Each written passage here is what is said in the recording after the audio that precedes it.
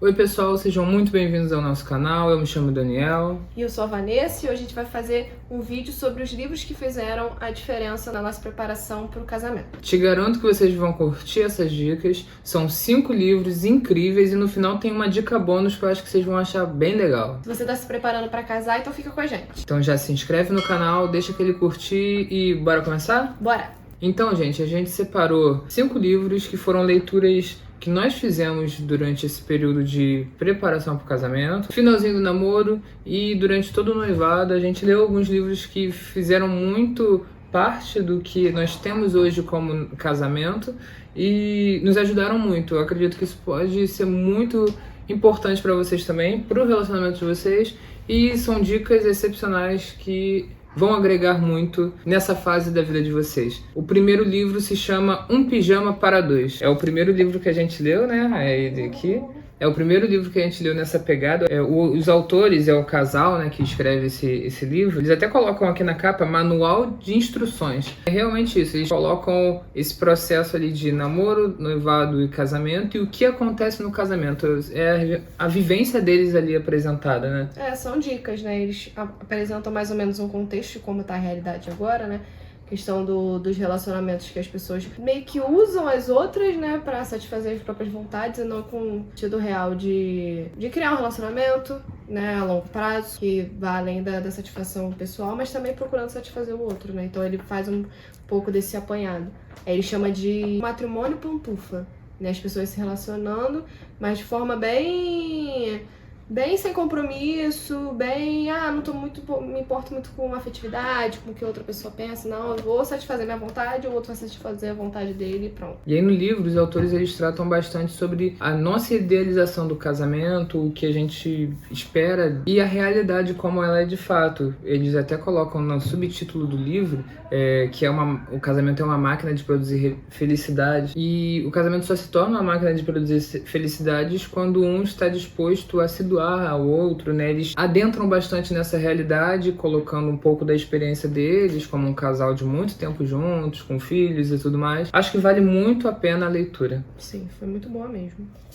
É isso. E aí o segundo livro dessa lista é As 5 Linguagens do Amor. A gente não tá com ele aqui agora. Tá emprestado. A gente acabou de emprestar ele para um casal de amigos nossos, mas As 5 Linguagens do Amor trata justamente da forma como nós percebemos o amor, tanto da forma como a gente lida com as outras pessoas, como a gente espera que as pessoas lidem com a gente. Então a forma como eu transmito o amor não é necessariamente a forma como Vanessa percebe, vê o amor, a experiência que ela tem com o amor. Como são diferentes linguagens, são 5, né? As pessoas tendem a falar linguagens diferentes. As pessoas que estão casadas, elas geralmente não têm a mesma linguagem. E isso, da mesma forma que é um problema, porque é difícil da gente lidar no começo, principalmente, depois de um tempo a gente percebe que é justamente a linguagem do outro que complementa a nossa linguagem, complementa o que está faltando na gente, né? Na verdade, eu acho até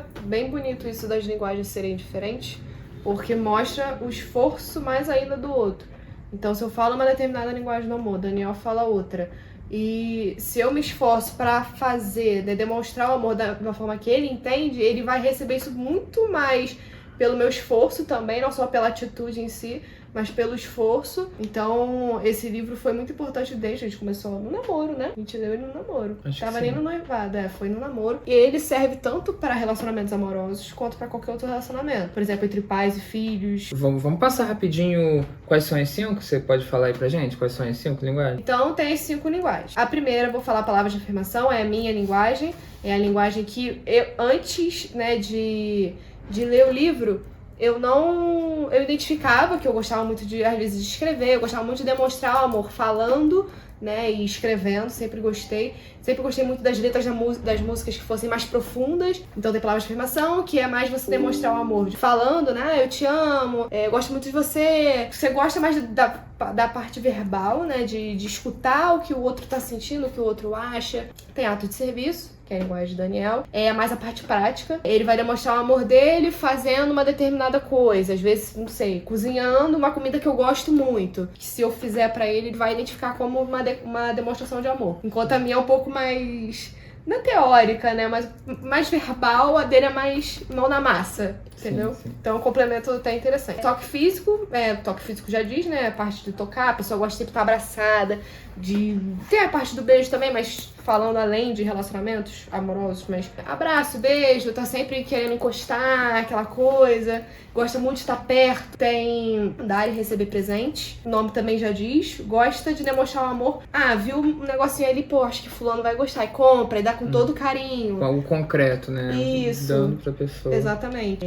Procura demonstrar assim, dando, né, coisas. E o último é o tempo de qualidade. Esse é mais o tempo junto das pessoas mesmo. Não necessariamente tem que sair, tem que estar fazendo alguma outra coisa. A pessoa que tem a principal linguagem do tempo de qualidade, ela quer que a outra pessoa esteja com ela 100%. Seja presente, Exatamente. Né? Dê atenção. A pessoa do lado dela ali, ele tá mexendo no celular, ou a pessoa tá falando alguma coisa, tá conversando e tá vendo que o outro tá tipo, não quero estar aqui, ou tá olhando pro lado, olhando pro outro. A pessoa vai percebendo, isso acaba machucando. Essa pessoa procura mais sair, mais se divertir, mais realmente aproveitar o tempo. E é interessante a gente saber as nossas linguagens do amor e das pessoas com que a gente está se relacionando, porque identificando a linguagem do amor do seu parceiro, você consegue no cotidiano, no dia a dia, ir fortalecendo o amor e tornando ele cada vez mais agradável. Enfim, aí são essas 5 linguagens, então é muito importante vocês procurarem saber a linguagem do outro para vocês poderem conversar e demonstrar o amor da forma que o outro vai de fato receber. E não você ficar o tempo inteiro demonstrando e o outro não tá percebendo que eu tô demonstrando amor. É porque não é a forma que ele vê o amor. Entendeu? Então é importante esse livro, que foi muito, muito bom. E só um adendo. No final dele tem tipo um questionáriozinho pra você identificar essa linguagem e você fazer com o seu parceiro também. Isso é muito então bom. É muito bom. Então vamos pro terceiro livro, que é Os Temperamentos no Matrimônio. É um outro livro que a gente emprestou também, tá emprestado, mas é um livro muito bom. E na verdade, não apenas esse livro, mas tem outros também que falam sobre temperamentos que também podem ser lidos. Tem um que é O Temperamento que Deus Me Deu. Tem Os Temperamentos Movidos pelo Espírito também, que é muito bom. Mas Os Temperamentos no Matrimônio é interessante porque foca no âmbito do que vocês estão querendo viver agora, né? Que é o matrimônio, né? Exatamente. É a busca pelo matrimônio. Esse estudo de temperamentos é algo um pouco parecido com o que nós temos com as linguagens do amor. Os temperamentos são a forma como as pessoas têm a tendência de agir. São 4 temperamentos, né? Quer falar um pouquinho sobre cada um? Primeiro, vou falar também que é o meu. É melancólico. Mas aí melancólico é aquela pessoa triste. Nem sempre, gente. Nem sempre. Melancólico. Mas a maioria das vezes, talvez. Melancólico tem cara de triste. Desculpa se você é melancólico. Eu tenho cara de triste, eu tenho cara de triste. Mas todo melancólico tem. Todo melancólico. É um temperamento que absorve muito, o sentimento é muito, muito forte, só que ele guarda. Então, a memória dele é muito boa. Então, assim, tende até ser uma pessoa um pouco rancorosa, dependendo da situação, né? Se não trabalhar o temperamento. É uma pessoa que tem uma tendência a ser mais pessimista também, né? Olha, acaba olhando as coisas muito pro lado negativo. Às vezes realista, tá? Mas sim. Mas sempre um pouco negativo. um pouco mais negativo. Mas é uma pessoa extremamente organizada, uma pessoa muito leal. Eles têm uma facilidade com a sensibilidade, eles são muito sensíveis. Pode ser algo ruim, mas também pode ser algo muito bom. Eles conseguem identificar com mais facilidade quando outra pessoa está desconfortável. O sentimento das outras pessoas eles conseguem identificar com mais facilidade também. Tem o outro, que é o fleumático, que é o que Daniel é. É um temperamento que a pessoa é mais calma, mais tranquila. Sabe aquela pessoa que é meio paz e amor? Pô, parece que não tá com pressa de fazer nada. Ou então tá sempre zen. Tá caindo o mundo, a pessoa tá ali, ó. Tranquila. Não, mas vai tá tudo certo. Tudo se resolve. Os fleumáticos, eles têm cara de gente viajada, assim, que tá em outro mundo. Aquela coisa assim. Fala assim, mais calmo, mais manso, entendeu? Uma coisa mais tranquila. Né? Só que também, como todo temperamento, tem a parte negativa também. Tende a postergar muitas situações, não gosta de entrar em conflito. Conflito nem sempre é bom. Foge sempre do conflito, porque às vezes é importante a gente entrar em alguns conflitos, né?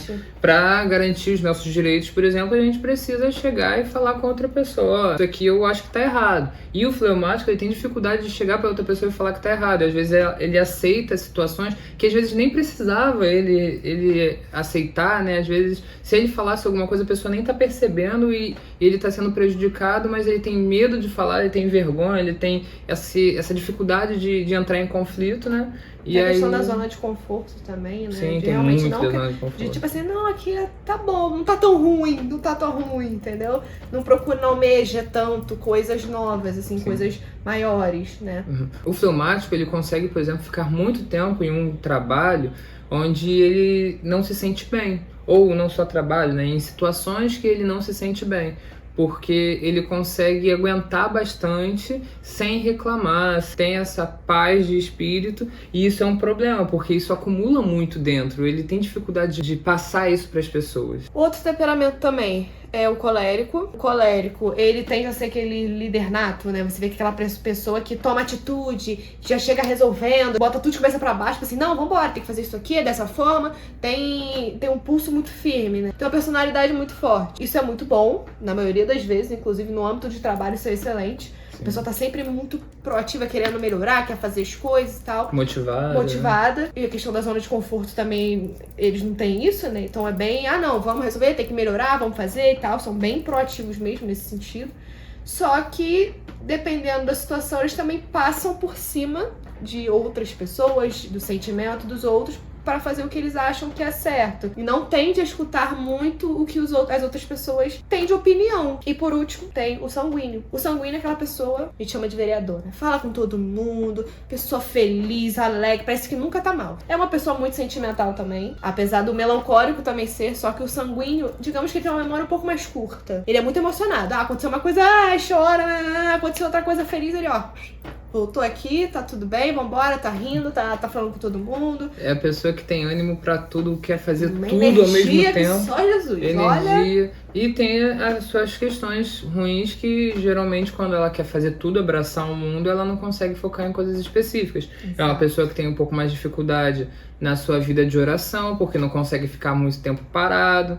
Então... Bem imperativa, né? Uma pessoa imperativa. Assim, geralmente. Você percebe que tem uma tendência a ser mais tem assim, elétrico e tal. Mas assim, sobre todos esses temperamentos, apesar de parecer que isso aqui é algo imposto e a pessoa que é assim, ela é assim, acabou, o estudo do temperamento, diferentemente do que é o horóscopo, por exemplo, ele não é tipo algo imposto, ele é, na verdade, um reconhecimento daquelas tendências que nós temos. Através dessas tendências, nós somos chamados a vencer essas tendências. Apesar de eu ter essa tendência de ser uma pessoa mais calma, mais parada, eu posso também buscar ter proatividade e fazer coisas novas. É o que Deus nos chama a fazer, né? Vencer nossas inclinações para coisas ruins e, ao mesmo tempo, a potencializar as coisas que nós temos bom. Em situações de conflito, geralmente eu tenho uma facilidade maior de manter aquela tranquilidade, de ajudar as pessoas a sair desse conflito muito grande, enfim. É o que, né, explicando os temperamentos, a gente até falou um pouco. A gente deu exemplos bons de potencialidades que a pessoa tem por ser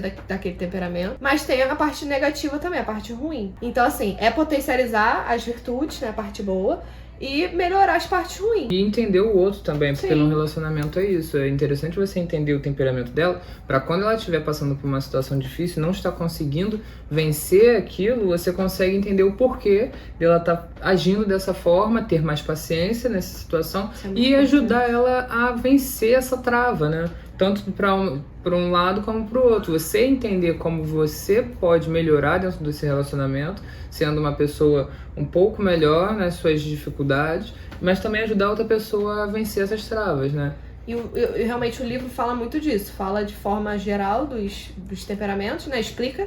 E também fala das combinações entre eles, né? Quando então, uma pessoa tem um temperamento e a outra tem outra, ou como os dois têm o mesmo temperamento dentro de um casamento, exatamente, né? Isso que fala no livro. Isso. Fala um pouco da criação dos filhos. Como que a criação de filhos de um casal melancólico e fleumático é a tendência, né? Então, assim, é muito bom. Você tem esse panorama geral, você consegue começar a perceber esses detalhes. Ih, tá caminhando pra isso aqui que realmente o livro falou. A gente tem que, né, tá um pouco ligado e tentar melhorar. Então, o quarto livro é a Humanae Vitae. É a encíclica que o São Paulo VI fez lá em 1968, né? Era o Papa da época, né? Ele veio ali antes de João Paulo I e logo depois de João Paulo I veio João Paulo II. Aí veio Bento XVI, Francisco e hoje nós temos o Papa Leão XIV, né? Então, esse livro ele é muito bom para pessoas que estão iniciando nessa caminhada para o casamento, porque vocês vão ter uma ideia de abertura à vida, como a igreja entende a questão dos métodos contraceptivos e dos métodos que são abertos de fato à vida, dos métodos que a igreja aprova, no caso o método Billis, o método Kratos. Métodos naturais são para espaçar a gravidez e não evitar, né? Não se usa esse termo evitar. Porque... Sim, tanto espaçar a gravidez como também engravidar. Sim. Eles servem pra gente ver o momento certo e viver isso. Dentro da Humana Evita, o São Paulo VI fez realmente uma revolução. Um dia eu quero trazer aqui para o canal um estudo um pouco maior sobre esse livro, porque é um livro muito interessante. O contexto que ele vem é um contexto de muito conflito mesmo. O São Paulo VI foi muito corajoso em trazer isso naquele momento, porque a igreja estava em meio a um mundo que respirava revolução sexual. Ali em 1970 tem toda aquela questão do movimento hippie e tudo mais que nós sabemos pelas aulas de história, e a igreja foi lá e disse um não bem grande, sabe? E sempre se posicionando, nunca deixando passar nada. Uhum. E antes disso, só tinha tido um documento lá atrás que falava um pouco rasamente, porque era algo muito novo, essa questão dos contraceptivos, sabe? Da popularização dos contraceptivos, da camisinha, das pílulas, dos anticoncepcionais, tudo isso era muito novo. Então a igreja, prudente como sempre foi, estava entendendo o que era aquilo tudo ali, aquele movimento, antes de dar um pronunciamento sobre isso. E São Paulo VI vai ali, chama um grupo de pessoas para estudar sobre aquilo. Depois que estudam, ele percebe que estava dividido, tinha mais gente sendo a favor do que contra os métodos contraceptivos, só que ele, iluminado pelo Espírito Santo, que decidiu tomar uma atitude e fazer a Humana Evita um documento importantíssimo para todo casal. A gente pretende também trazer um vídeo sobre abertura à vida, eu acho que é algo bem legal da gente falar. Logo vai sair aqui no canal. A gente também pretende fazer um vídeo sobre temperamento, explicar mais abertamente sobre isso, porque isso aqui é só uma explicação rápida sobre o livro que a gente leu e o quanto isso foi importante para nossa caminhada ali do noivado. A gente vai trazer vídeos mais específicos sobre cada um desses livros. E o quinto e último livro é o Nascemos e Jamais Morreremos, da nossa querida Chiara Corbella Petrilho, né? Uma serva de Deus que está em processo de canonização, processo de beatificação, né? Ainda não é beata, está nesse processo. Esse livro foi escrito por um casal de amigos dela e do marido dela. É um livro que fez toda a diferença pra gente também. Foi no momento que a gente já estava noivo, já estava próximo do casamento, e a gente estava carente de um exemplo factual de um casamento santo. Porque, óbvio, nós temos São José e Nossa Senhora, nós temos maior de exemplos muito bons, tem São Joaquim e Santana, só que são exemplos muito distantes da nossa realidade, porque foi há muito tempo. Né? Era outro contexto. Exatamente. E a gente olhava assim, caramba, como que é no momento que a gente está vivendo hoje, onde o mundo está totalmente contra o nascimento de pessoas, e aí vem o livro dela, a gente acabou comprando, meio que do nada, assim, decidimos comprar, e a história de Chiara é uma história belíssima, muito bonita, é o único livro que eu já me emocionei verdadeiramente lendo. Sim, eu chorei também. É impressionante, é um livro muito belo, porque conta com detalhes a história dela, e a história dela é magnífica. Ela é um exemplo de mulher, de esposa e de mãe. Olha que exemplo de mãe, essa aqui realmente. Sim. Vou te falar um negócio. De colocar realmente a criança à frente dela mesma. Da própria vontade dela de viver até, né? Exatamente. Ela realmente se doando 100%, como a gente sabe que a maioria das mães fazem mesmo, tem esse instinto natural, só que ela foi além disso. E também fala do relacionamento dela com o marido também, né? Eles falam mais ou menos a história geral, assim, né? Antes do casamento, noivado. E mostra também que não era um casamento perfeito. A gente fala de exemplos de casal, de pessoa sã. Mostra que os relacionamentos realmente não são perfeitos. Tem os percalços, mas é a forma que você vai lidar com aquilo e tentar melhorar, né?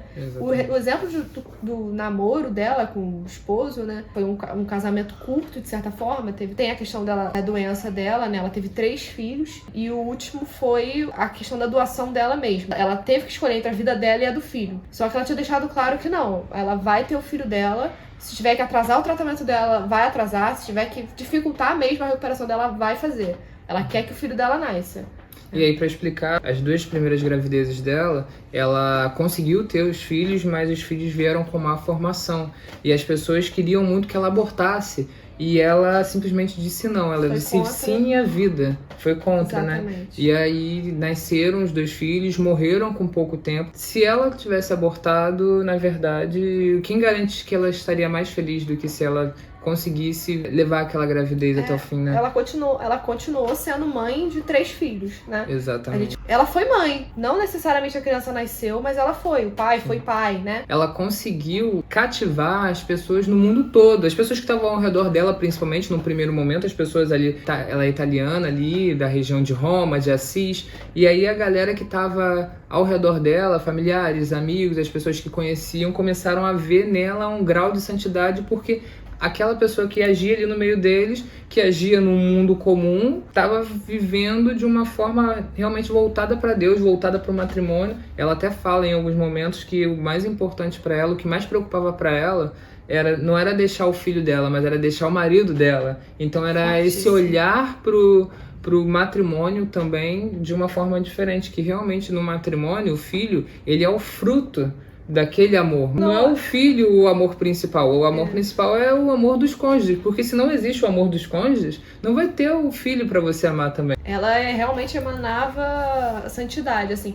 E a questão dela tá passando por todas essas dificuldades e ela não, em nenhum momento você via ela triste, você via que ela tava sentindo dor.